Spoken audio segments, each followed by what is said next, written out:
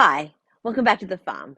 My name's Roz, also known as Passion Flower, and you'll find me here each week talking about my farming and creative life.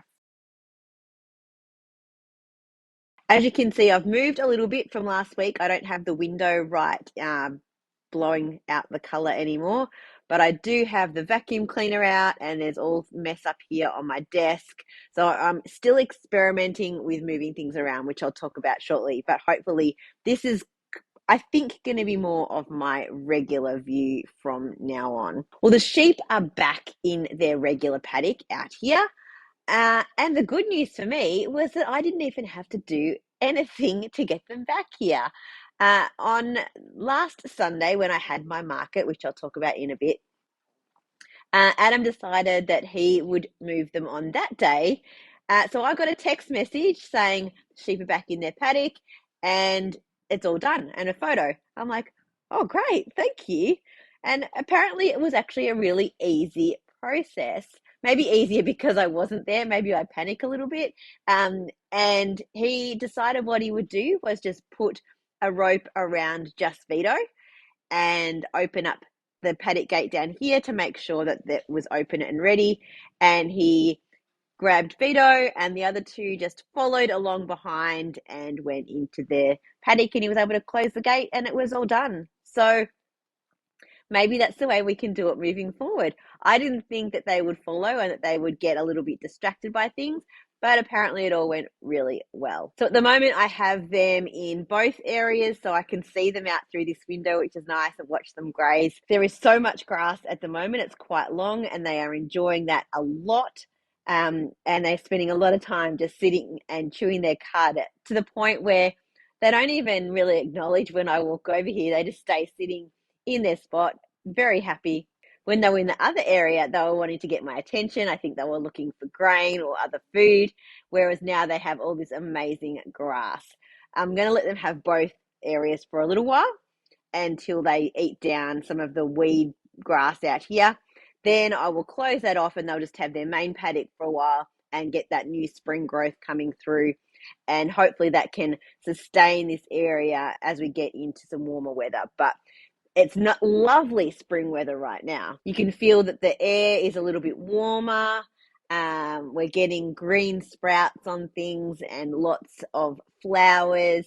Yeah, it's a nice time of year. All of the wattles are starting to come out, so there's this yellow tinge everywhere, and the air and the sun are getting much warmer. I also took Maggie to the vet this week, my female cat.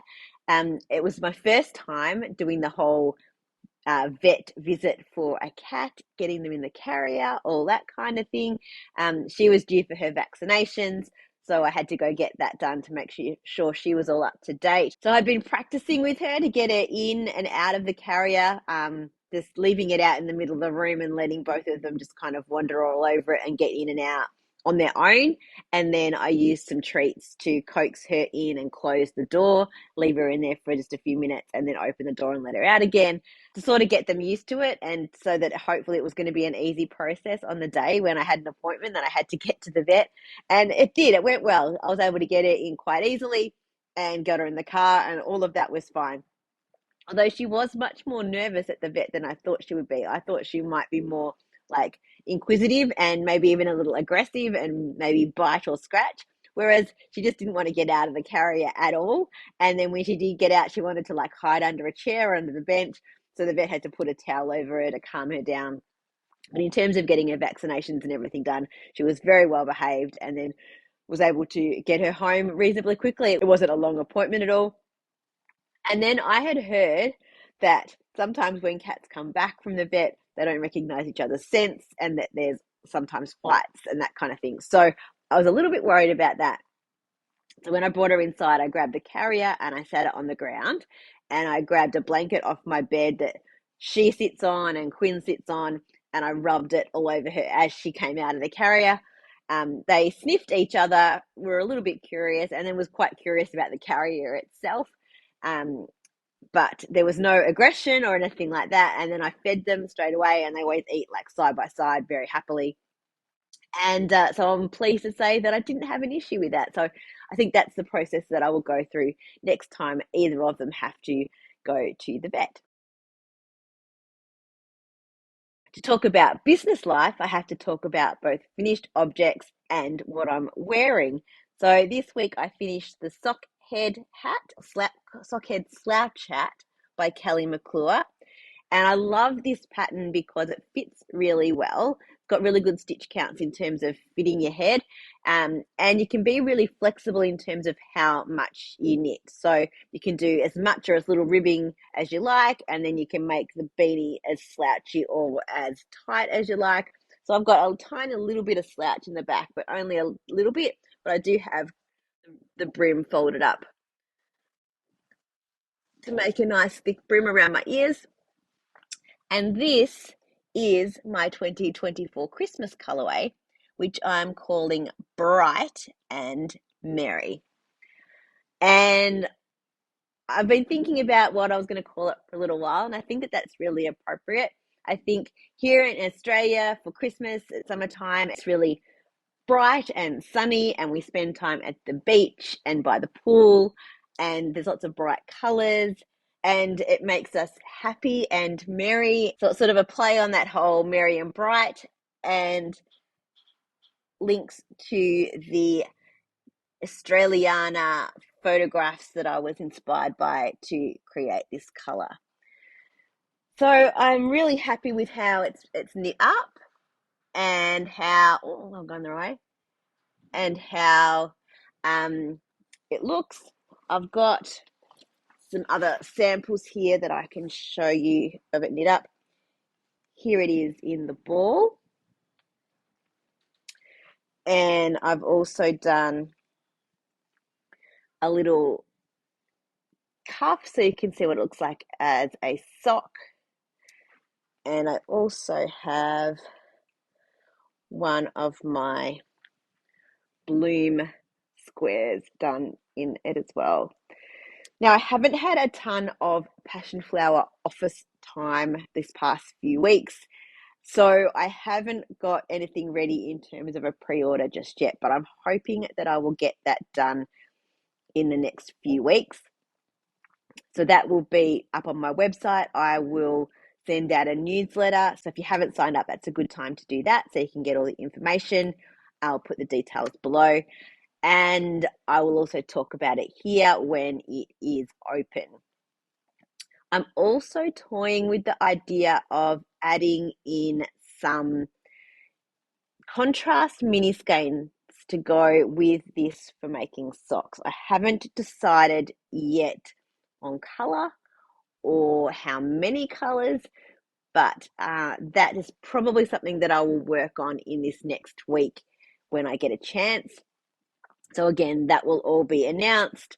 I will have pre-order on sock yarn, on DK yarn, and most likely on a sparkle base as well. Also business-wise, as you can see, I have been working on rearranging the shed a little bit more after the building of the bathroom.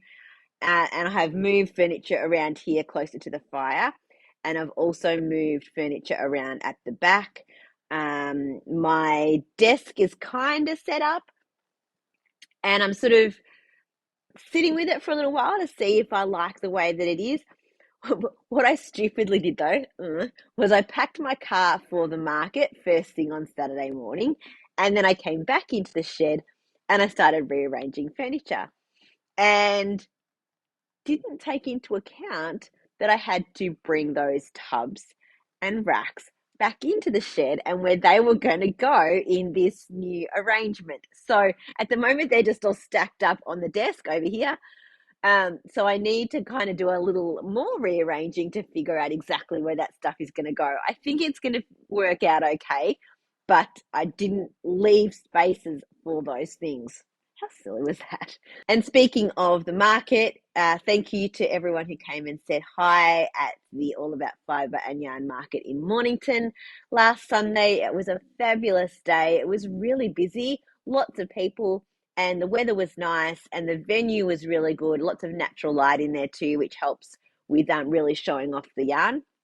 And now I have lots of yarn re-dyeing and restocking to do before my next market, which is another all about fibre and yarn market, which will be in Romsey on the 15th of September. So I've got a lot to do in the next 3 weeks. So apart from my bright and merry beanie, I didn't work on too much. I honestly don't even know if I did anything on my little love in the past week. I didn't put a progress marker in, which I should do. So as soon as I'm done here, I will add one in.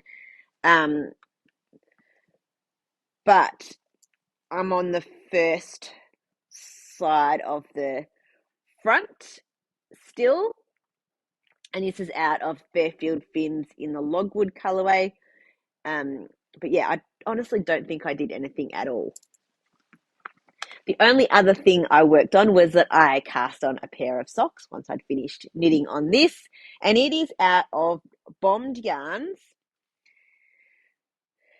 which I bought from Bendigo, I think 2 years ago, maybe. Definitely not this year. I'm just not sure if it was a year. Might have been 3 years ago. Not last year, but the year before. I'm not even sure if it has a colorway name on it. There we go. It's called Who Gives a Flying Flathead?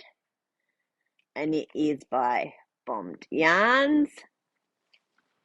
And when I got it, it was in a really, like the long, big loop skeins, like when it's first dyed up. So in order to wind it up into a ball, I had to hang it over 2 chairs, loop it around, and then wind it into a ball from there. And I'm really enjoying how this colorway is coming out. I'm already just past the heel on the first sock, but I love the variegated stripes that are coming through. It's really pretty and quite different.